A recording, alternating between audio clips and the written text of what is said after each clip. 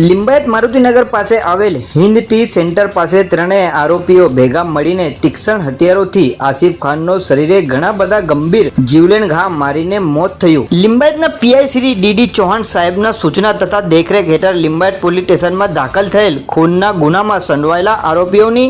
શોધી કાઢવા સર્વેલન્સ સ્ટાફના પીએસઆઈ કે.એચ. ચૌધરી સાહેબ સર્વેલન્સ સ્ટાફની અલગ અલગ ટીમો બનાવી ટેકનિકલ વર્કઆઉટ કરી હ્યુમન રિસોર્સ આધારે તેમના અંગત અને વિશ્વાસુ બાતમીદાર મારફતે મળેલ બાતમી હકીકત આધારે વર્કઆઉટ કરી સદર ખૂનના નામમાં સંડોવાયેલા ત્રણેય આરોપીઓને હ્યુમન રિસોર્સ આધારે ગણતરીના કલાકોમાં પકડી પાડી લિંબાયત પોલીસ અને કાયદેસર કાર્યવાહી કર્યું હતું। Bureau report KVN TV news Surat. Limbayat police station ખાતે એક હત્યાનો બનાવ બનવા પામેલ જેમાં જાફર અલી છે ફરિયાદ આપેલ પોતાનો જે ભાણેજ છે આસિફ ઉંમર વર્ષ 24 થી 25 વર્ષ એ પોતે એક હિન્દ ટી કરીને એક ચાની દુકાન છે ત્યાં બેઠો હતો। ત્યાં એ દરમિયાન કલીમુદ્દીન, મોહમ્મદ દિલશાદ અને મોહમ્મદ શાહજાદ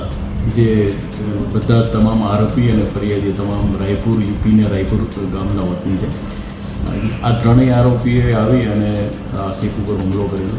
જેમાં પગના ભાગે ગળાના ભાગે જીવલેણ ઈજા થયેલી જેને સારવાર દરમિયાન મૃત્યુ પામતા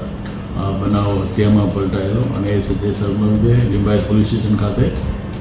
એક ખૂનનો બનાવનો ગુનો દાખલ કરવામાં આવેલો।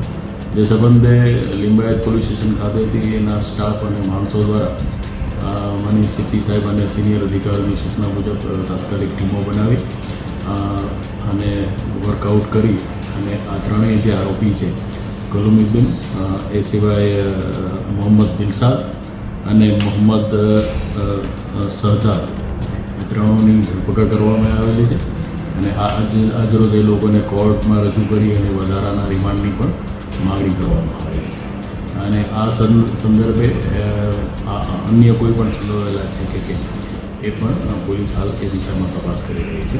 આ બનાવનું કારણ જે અગાઉ આ લોકો વિરુદ્ધ જે આરોપી છે એ લોકોએ અગાઉ જે મરનાર છે આસિફ એના વિરુદ્ધ 2025માં એક ગુનો દાખલ કરેલો તેઓની પૈસાની લેતી દીધીના સંદર્ભે એ લોકોને